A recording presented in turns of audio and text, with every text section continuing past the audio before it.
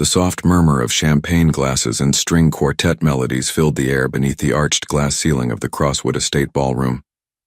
Gold-draped chairs lined the aisle like sentinels. Guests whispered, heads tilted, eyes fixed on the man standing at the altar, Damien Cross. Impeccably dressed in a custom-tailored midnight navy tuxedo, Damien stood motionless.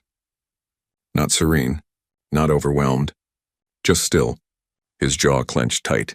His eyes, stormy gray, seemed to scan the crowd without focus, as if searching for someone who wasn't there. Whispers fluttered like moths. Is he nervous? No emotion at all, strange. He's lucky, she's stunning. Sienna Harper floated toward him in a cloud of ivory lace and silk, her long golden curls pinned in loose waves. Every detail of her walk rehearsed, every step delicate, elegant. She smiled as their eyes met. If this story resonated with you, subscribe to the channel and like, spread the word, and tell us where you're watching from. But Damien didn't smile back. His eyes flickered just briefly to the far door. Then back to her. Then again, away. Sienna's smile faltered, just for a second. Behind her, the violins reached a crescendo. Guests rose. The officiant cleared his throat. Damien blinked. Then he stepped down from the altar. A collective gasp rippled through the crowd like wind across water. I need a minute, Damien muttered to the officiant, not waiting for a reply. He moved quickly, brisk, not panicked, down the side aisle and through a discreet door near the catering staff. Sienna stood alone beneath the arch of roses. Her eyes followed him. Her lips parted, but no words came. What's happening? Someone whispered. Where's he going? The ballroom buzzed. Someone began filming. Outside, Damien walked with purpose across the manicured courtyard, his shoes crunching faintly against the stone. Past the rose garden, past the sculpture fountain, toward the guest villa where his phone sat waiting, face down on a marble counter. He picked it up and unlocked it. One new message. No name. No number, just 5 words. Do they know about me? His hand trembled slightly. He stared at the screen longer than he meant to. Then turned, looking back toward the main building. Inside, the guests remained standing, confused. Sienna still by the altar, hands clutching her bouquet with growing pressure. Her mother whispering furiously. A planner gesturing helplessly. Someone turned the music off. In the corridor, a bridesmaid peeked out. Is he okay? She asked the staff, her voice strained. He just left. Back in the bridal suite, the second phone buzzed again. This one was hidden, off, buried under scarves in a travel bag. But it lit up. The name on the screen, Amelia, the real wife. The secret. The ghost in his perfect narrative. Damien exhaled and slipped the phone into his inside pocket. He glanced at the garden once more. They would all know soon. Enough, he walked back slowly. Calm, composed, a decision made. And just as the officiant turned to announce a delay, just as the guests began to murmur again, there was a shift in energy at the back of the hall. The doors creaked open, froze, because there she was, and she was very much pregnant. The double doors at the far end of the ballroom creaked louder this time, as if reluctant to open. The string quartet had stopped mid-note. The air, once festive, now held a kind of quiet dread. Every head turned. And there she was. She didn't belong to this world of chandeliers, crystal flutes, or gold-accented napkins. Her presence was like spilled ink on an ivory page. A woman in a crimson dress, simple, clinging gently to her curved, pregnant belly. Her heels clicked against the marble floor as she stepped into the room, but it was her eyes that held everyone, wide, hollow, unflinching. Damien's breath caught in his throat. Sienna's grip on her bouquet slackened. Who is that? Someone whispered. No idea. Wait, is she pregnant? Emilia didn't pause. Her skin was pale under the warm lighting. Her hair pinned back in a tight knot, strands loose from the wind outside. She looked exhausted. Not the kind of tired that comes from sleepless nights, but the kind that settles in your bones when you've carried secrets too long. Her gaze never left Damien. He took a step forward instinctively, then stopped. His face had gone blank. Not shocked, just erased. Emilia stopped midway down the aisle. The space between her and the altar was short, but filled with unspoken histories. A silence fell again, one that begged to be broken, and Amelia broke it. "I'm sorry to interrupt," she said, voice steady but thick with emotion. "I know this looks beautiful. The flowers, the lights, the fairy tale." She turned slightly toward Sienna, who stood frozen, confusion slowly giving way to fear. "But this man, Damien Cross, is not who you think he is." Damien stepped forward, his tone low but urgent. "Amelia, that's enough." Her eyes narrowed. "Don't you dare." She pulled something from her purse on a folded document. She held it up without unfolding it, almost as if it were a weapon. "Marriage certificate. 6 years ago. Filed in New York, still valid. No divorce. No annulment." Gasp's phones rose into the air. Some began filming. A reporter from a gossip blog in the back audibly cursed under her breath as she fumbled for her press badge. Sienna shook her head, whispering, No, this isn't real." Amelia's voice cracked but didn't waver. "He left me 5 months ago. Said he needed space. Disconnected his phone. Changed addresses. Ghosted every mutual friend. And then I found out why." She looked down at her belly. "Then back up. I'm not here for drama. I'm not here for pity. I'm here because I refuse to be erased." Damien moved to grab her arm, but she recoiled sharply. "Touch me again," she whispered, "and I'll tell them everything." The security guards hesitated at the edge, unsure if she was trespassing or testifying. The officiant cleared his throat, but said nothing. Sienna backed away from the altar, her bouquet falling with a soft thud. Damien turned toward the crowd, lifting both hands as if to regain control of the room. But there was nothing left to command. A guest muttered, "He's still married?" And Amelia, locking eyes with every phone lens aimed her way, said clearly, "He's still married." To me, in the distance, the sound of sirens. Closer now, and from the doorway a second woman appeared, camera slung around her neck, press badge swinging. She raised her lens. "Smile, Mr. Cross." There's a silence that follows humiliation, a kind of numb ringing in the ears like after a bomb goes off. That's what I felt walking out of that ballroom, the crowd parting around me like water avoiding something foul. I wasn't crying. Not anymore. The time for tears had long passed. My name is Amelia Cross. Or it was, until Damien began scrubbing it from existence.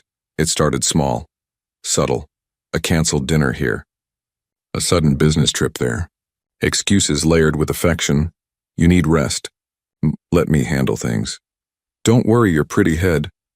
The kind of words that sound gentle, even loving, until you start noticing what's missing. The calls stopped coming. The friends stopped calling back. By the time I was 6 months pregnant, he'd moved out of our brownstone under the pretense of renovations. I stayed behind, belly growing, pantry half-stocked, and every day, fewer answers. At first I believed him. That's the hardest part to admit. I let him vanish in plain sight. The real switch came after I found the locked drawer in his office, the one with the backup phone. Multiple contacts, multiple women, schedules labeled fundraiser that were actually dinner reservations. I confronted him. He laughed. He said I was hormonal, gaslighting they call it, making someone doubt their sanity until they stop trusting their own eyes. Damien was fluent in it, smooth, quiet, polished, even in cruelty. I wasn't crazy. He was just careful. He didn't divorce me. That would leave a paper trail. Instead, he erased me socially, quietly, financially. He even changed the passwords to our joint accounts. But not all of them, and that was his mistake. One night I logged into an old shared calendar app. Buried deep in the event reminders folder was a curious name, Sienna's rehearsal dinner, Crosswood Estate. My fingers froze. I cross-referenced the venue, and it didn't take long to find the leaked RSVP list posted by some D-list influencer. Sienna Harper, 26 fashion model, Instagram darling, bride-to-be. Damien hadn't just moved on, he was trying to start over with someone prettier, younger, and apparently unattached, except he forgot I still existed. I spent the next week pulling together everything I could, scanning our marriage license, printing ultrasound records, filing for a lawyer I couldn't yet afford, not to ruin him, but to remind the world. I was here, I was his, and our child would not be born in the shadows of his next headline. I bought the red dress because it was the only one that still fit. It clung too tight around the stomach. I didn't care. I wanted them to see me, not as a sob story, not as a scandal, but as the truth he buried. I knew walking into that wedding would burn every bridge, but what bridge was left? That day I didn't walk into a ceremony. I walked into a reckoning, and now, as I sit in the guest house where the staff shoved me after the chaos, watching reporters swarm the estate gates like vultures circling a carcass, I feel something strange blooming inside me. Not revenge, not hate, just clarity. For the first time in months, I know who I am, and I know what he's capable of, and I'm just getting started. The door slammed behind him with a force that rattled the painting on the wall. Damien stood in the dimly lit guest suite, jaw tense, eyes ice cold. Gone was the polished groom, the public darling. In his place stood the man I'd always feared, sharp, calculating, and stripped of every polite pretense. "I gave you everything," he said, voice low and lethal. "A house, a future, my name." I didn't flinch. "You also gave me silence, disappearance, and this." I gestured to my belly. "You don't get to act shocked now." He stepped closer. The air between us shrank. "You think this little stunt will win you sympathy?" he sneered. "You just blew up my career, Amelia." I held my ground. "You blew it up the moment you tried to erase me." He laughed once. Bitter. "Erase you? Please, you did that to yourself. Always tired, always emotional, I needed peace. You needed control." He tilted his head. "You have no idea how much control I've exercised already." His voice dropped to a whisper.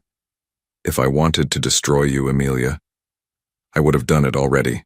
And there it was, the part of him that had always stayed hidden, the threat beneath the flowers, the blade behind the silk glove. My fingers tightened around the phone in my pocket. Recording.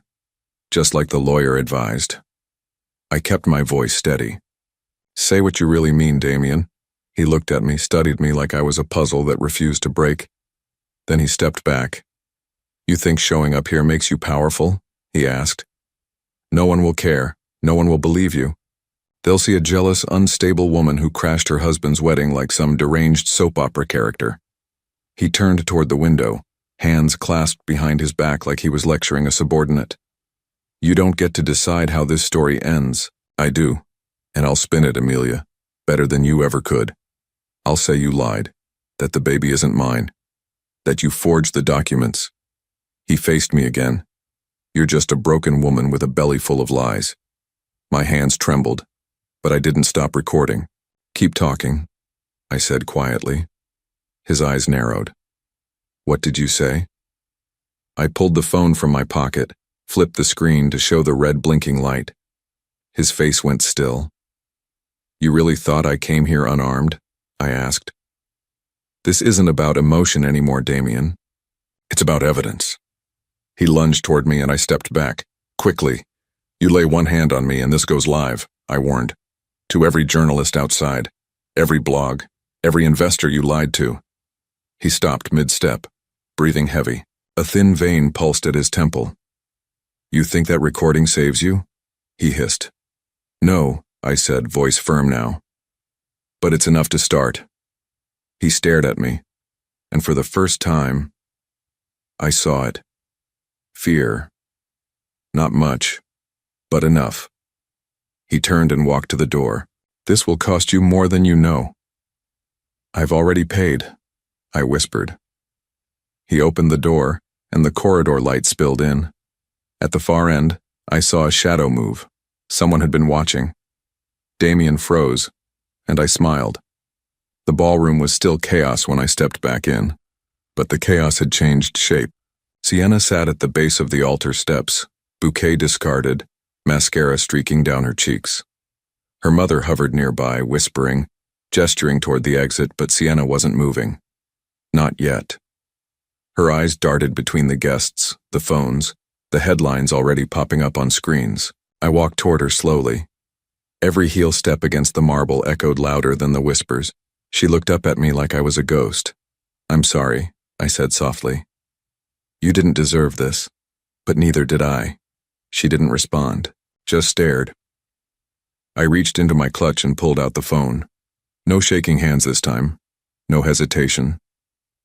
I tapped the screen, scrolled to the file, and hit play. Damien's voice filled the ballroom, cold and clear. If I wanted to destroy you, Amelia, I would have done it already. Heads turned. Phones dropped slightly. Someone gasped. You're just a broken woman with a belly full of lies. The crowd went still. The audio kept playing. His threats, his calculated cruelty. And by the time it ended, no one looked surprised, only sickened. Sienna stood slowly. Her face was unreadable now, hardened, her chest rising and falling in tight rhythm. He said he loved me, she whispered, almost to herself. Then she looked directly at me. You tried to warn me. Thank you. She turned, calm, composed, and walked down the aisle alone, past the guests, past the flashing cameras, past the man she almost married. Damien called after her once. Sienna, wait. She didn't. He moved to follow, but someone stepped in front of him. Maxine Rowe, the journalist. She held up her badge like a sword. Mr. Cross, care to comment on the audio just played in front of 200 guests? Damien froze. Flashbulbs ignited. Questions were hurled from every direction. Is the baby yours? Were you ever divorced? Did you threaten her? What about your investors? He raised his hands to block the lights. No comment, no comment. But it was already too late. The damage was done. His empire, built on illusion and charm, had cracked. And now, the world could see the rot inside. I backed away quietly, hands resting over the curve of my stomach. The air in the room thinned. My vision blurred. The adrenaline had run dry. The pain came next. It shot through my back, wrapped around my abdomen, and stole the breath from my lungs. I reached for a chair, missed it, and crumpled to the floor. Gasps. Someone screamed, "She's collapsing. Someone help her." I heard shoes rush across the marble. Voices overlapped. A warm hand found mine. "Stay with us, ma'am." But everything was fading. Faces into blurs, sounds into static. Through it all, I heard the faint buzz of a phone. A headline read aloud. Breaking. Groom's pregnant wife interrupts wedding and destroys billion-dollar reputation. I smiled faintly. Then everything went dark. The beeping of the hospital monitor was soft, steady, and unforgiving. I blinked into fluorescent light. My body ached like I'd been pulled out of a wreck. A nurse hovered nearby, adjusting an IV drip. "You're lucky," she said gently. "You fainted, but the baby's fine. Just exhaustion and stress." Stress? The word felt laughable. The TV on the wall played muted footage of the Crosswood estate, flooded with reporters. Beneath the image, the headline scrolled, "Wedding scandal unfolds. Is Damien Cross hiding more?" I didn't need the sound. I already knew the answer. That night, alone in the hospital room, my phone vibrated. No caller ID. I hesitated, then answered. Static first, then a voice. Low. Male. Calm. "You made a mistake," he said. I didn't respond. "You think people like Damien fall without dragging others down?" A soft click. Line dead. I stared at the phone. My pulse spiked. I told myself it was just someone trying to scare me. But I'd been married to fear long enough to recognize when it was real. The next morning, Maxine Rowe appeared at my door, a folder under her arm and a look on her face that said she hadn't slept. "We need to talk," she said. She opened the folder on the tray beside my bed. Inside were bank statements, wire transfers, some labeled to offshore accounts. Others, disturbingly, matched to names I didn't recognize at first. Then I did. They were women, not just me. Non-disclosure agreements. Settlement payments, Maxine said. Some even dated during your marriage. I scanned the documents, heart sinking. It wasn't just emotional betrayal. Damien had bought silence, again and again. "I've got a contact inside his company," Maxine continued. "They're scared, but they're talking. There's more. Coercion, maybe blackmail." I touched the center of my chest, where the hospital gown lay flat over my heart. The baby shifted inside me. A reminder. I hadn't just exposed a cheater. I'd exposed a predator. That evening, another message came in. This one wasn't a call. It was an email. No sender name. Just an attachment and one line of text. "You're not the only one," he silenced. I clicked the file open. Inside, scanned journal pages. A woman's handwriting. One entry circled in red. He said if I told anyone, I'd lose everything. Just like she did. The first wife. My breath caught. The email signature simply read, L. J. Lila James. The name Maxine had mentioned in passing. A former assistant. Fired. Vanished. The puzzle pieces were shifting fast. The wedding scandal was only the surface. Underneath it was blood on the ledger, and I wasn't going to stop until I found every name written in red. I used to believe Damien was the best thing that had ever happened to me. I was 27, ambitious, running the PR division at a rising tech firm when he walked into my life.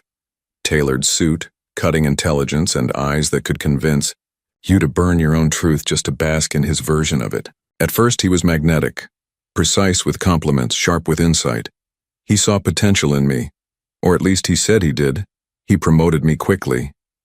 Dinners turned into late-night strategy sessions. One night, as we stared at a screen analyzing press fallout from a competitor's scandal, he leaned over and whispered, "We'd be unstoppable together."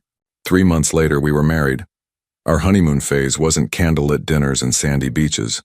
It was IPO prep, board meetings, exclusive launches. Damien wasn't traditional. He was strategic. Every photo, every appearance, every social media post was curated. Our marriage was the story he sold to investors, and I let him because I loved him. He knew how to make it feel real. The gentle touches at events, the tired but grateful smile after long work days, the rare morning coffee waiting for me with a note. "You were fire last night on CNBC." But over time, those moments changed. They didn't vanish. They just became transactional. When I first told him I was pregnant, he looked up from his phone, blinked twice, and said, "Are you sure?" Not out of concern, out of inconvenience. He promised we'd figure it out, that he was just distracted by the product launch. 3 weeks later, I miscarried. It was quiet, traumatic. I bled in our penthouse bathroom while he took a video call from Zurich. When I told him, he didn't even pause the meeting. Just looked over and said, "We'll try again later, not the right time anyway." That was the first fracture. I told myself he was coping in his own way, that he wasn't heartless, just consumed, but something inside me shifted that day. I began watching more closely, listening to his silences, noticing how charm could become cruelty within the span of a glance. Over time, he stopped pretending. He called me dramatic when I brought up my grief. Fragile. Unproductive. He stopped coming home some nights. I started finding receipts from places we'd never been. Lipstick on shirts and colors I'd never worn. When I confronted him, he smiled like I was a child who spilled something and didn't understand the consequences. "You're imagining things. And don't embarrass yourself." He didn't leave because I was weak. He left because I stopped playing along. Now, lying in my hospital bed, I rest my hand over the new life growing inside me. This child wasn't planned. But it is everything. This time I won't lose myself. This time I know who he is. The monitor beside me beeps softly. My phone buzzes again. Another anonymous email. Subject, "He did it to me."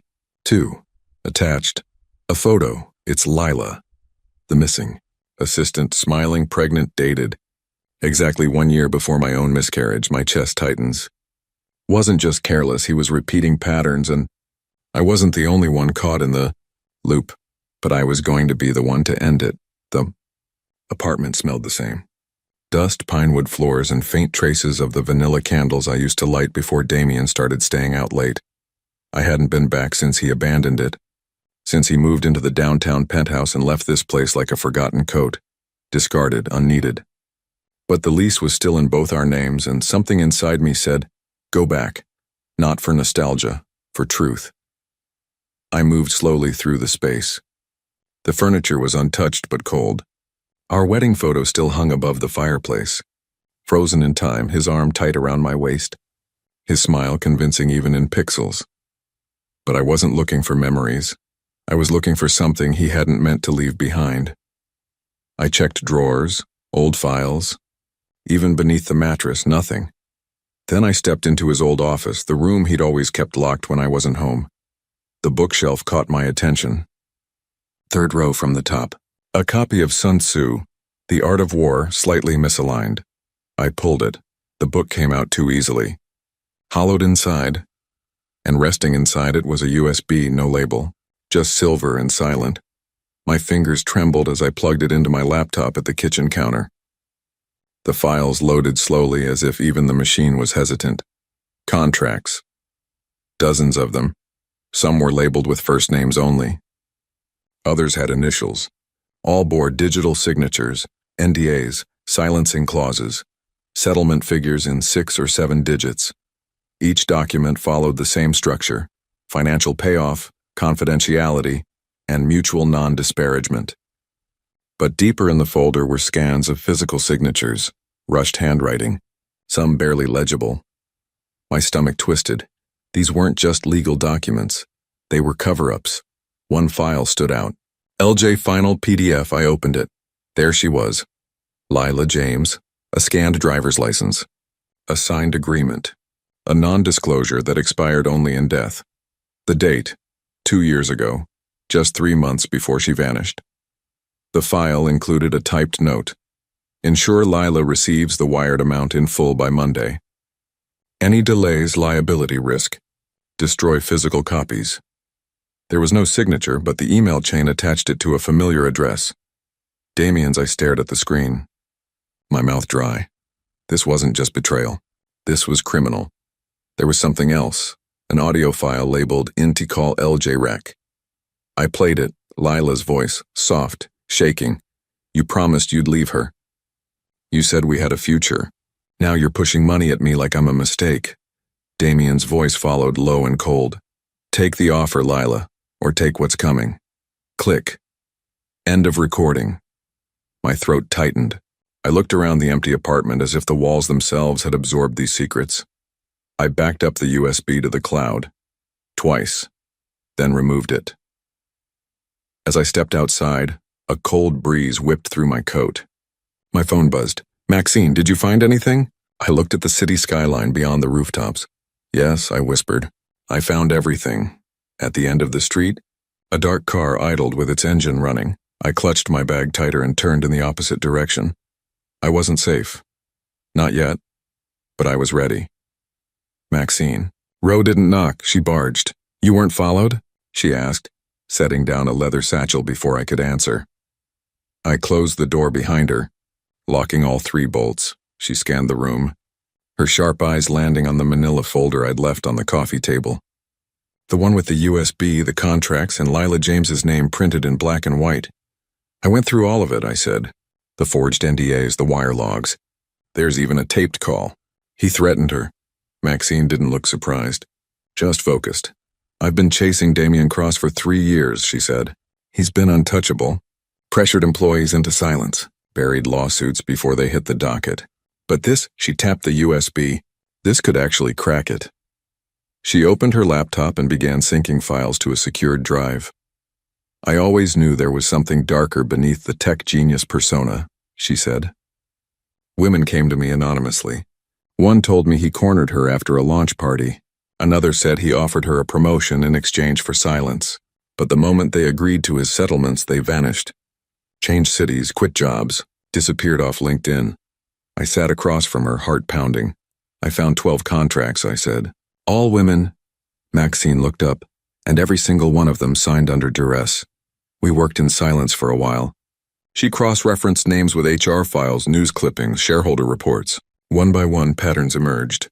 All the women were connected to the company. All had abruptly left. This isn't random, she murmured. It's systematic. She pulled up a timeline on her screen. Look, 6 months before every product launch, there's a settlement payout.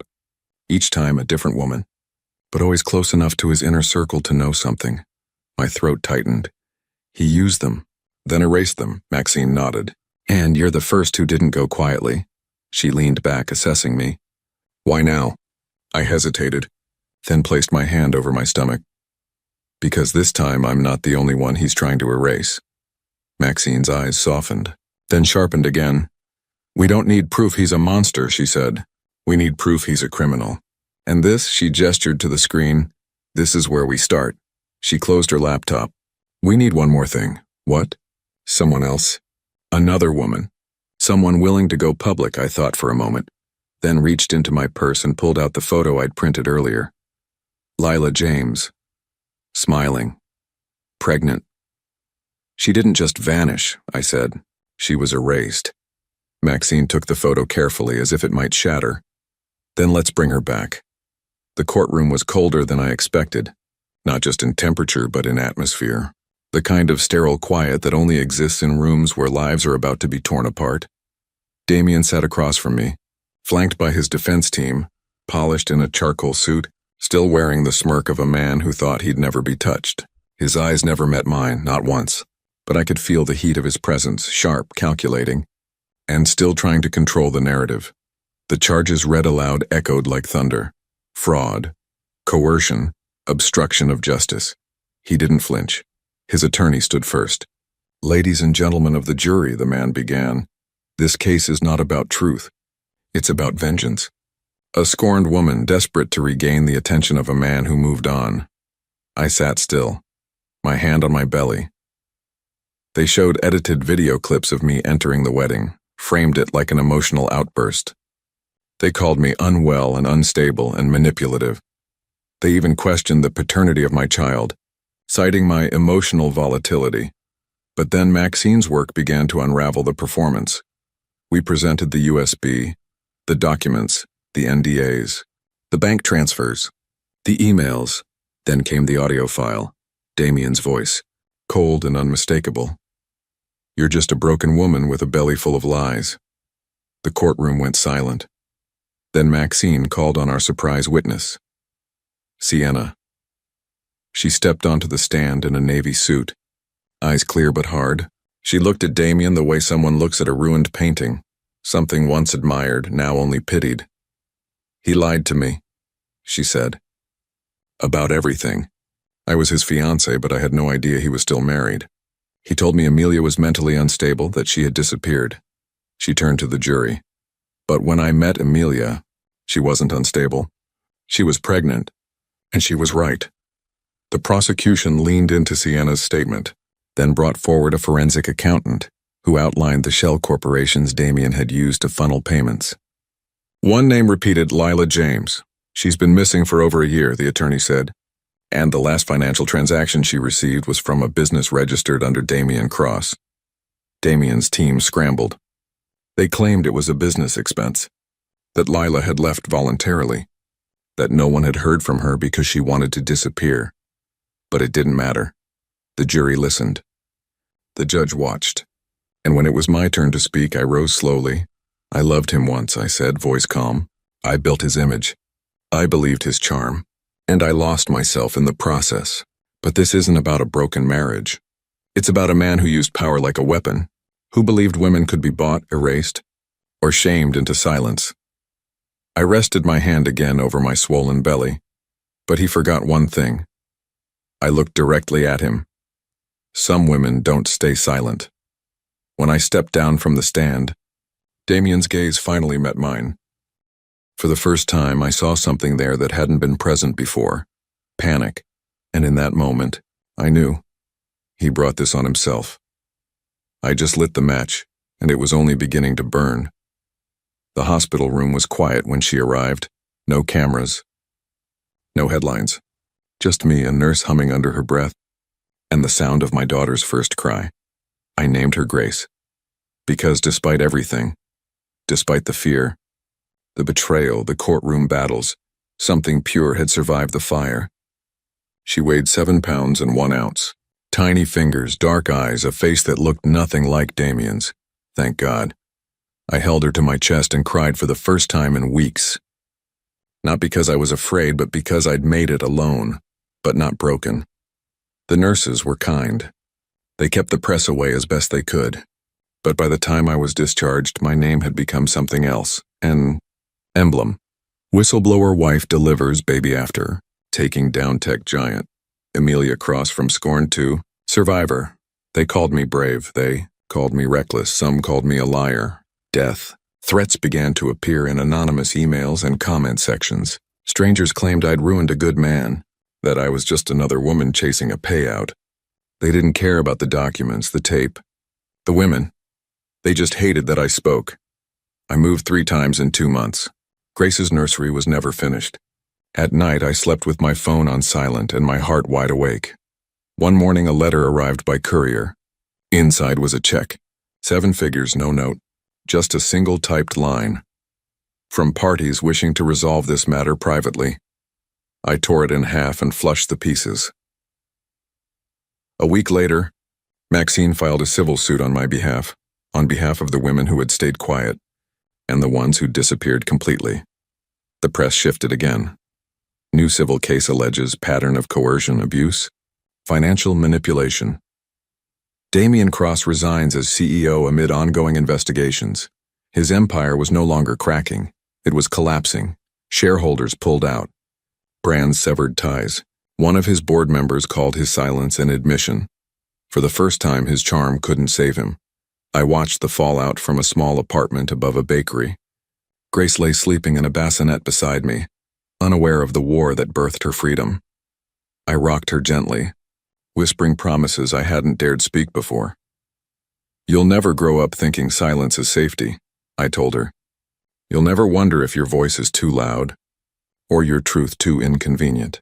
Truth had cost me peace, but silence would have cost me my soul. And now, as the world watched a man fall, they were finally beginning to hear the women he tried to bury. Grace stirred in her sleep. The sun broke through the curtain cracks. And somewhere in the distance, a verdict was coming. If this story resonated with you, subscribe to the channel and spread the word. And tell us where you're watching from. Grace was 5 weeks old when I finally looked in the mirror and didn't flinch. The woman staring back wasn't polished. Her hair was tied back in a loose knot, eyes heavy from sleepless nights, and her sweatshirt bore evidence of a burp gone rogue. But something had shifted. There was strength in her shoulders now, fire in her spine. She didn't look like a woman who'd been broken. She looked like someone who'd survived the breaking and rebuilt herself from sharper pieces. Grace cooed in the bassinet beside me, a soft sound that tugged at the center of my chest. I leaned over, brushing my fingers across her tiny hand. She gripped it tight like she already knew what it meant to hold on. Maxine's article dropped that morning. The wife he tried to erase. It was everywhere, on television, in inboxes, across every corner of social media. The full story, the hidden marriage, the forged NDAs, the women whose voices had been bought into silence.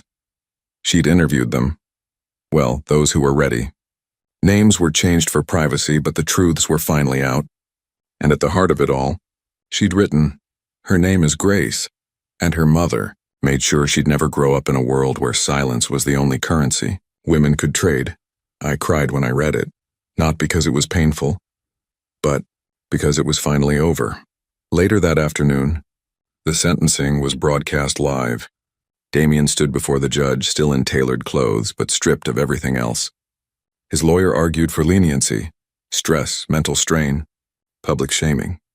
As if any of that erased what he'd done, the judge didn't waver. 10 years. No parole, immediate remand, no dramatic outbursts, no last-minute pleas, just silence as the gavel fell. I turned off the TV and exhaled. But justice, real justice, was never about one man falling. It was about what rose in the aftermath. That night I sat with Maxine and 3 of the other women in a rented office space above an old florist shop. Papers covered the walls, name ideas scribbled across whiteboards. We weren't just talking healing. We were building something, a non-profit, for women like us. For the ones who stayed, the ones who fled, the ones who never got to tell their stories. We called it the Grace Project, not because of me, but because of her. Because Grace didn't ask to be born in chaos, but she arrived in it like a quiet revolution. Her life, the very fact of it, proved that something good could grow in the aftermath of cruelty. The first donation came from a stranger who simply wrote, "For my sister." She stayed silent. I won't. By spring we had volunteers, a lawyer, A trauma counselor, survivors, allies, people who were ready to stop whispering and start building. One evening, as I filed paperwork by the window, Grace lay sleeping on my chest. The golden hour painted the room in soft orange light, and I caught my reflection in the glass. There she was again.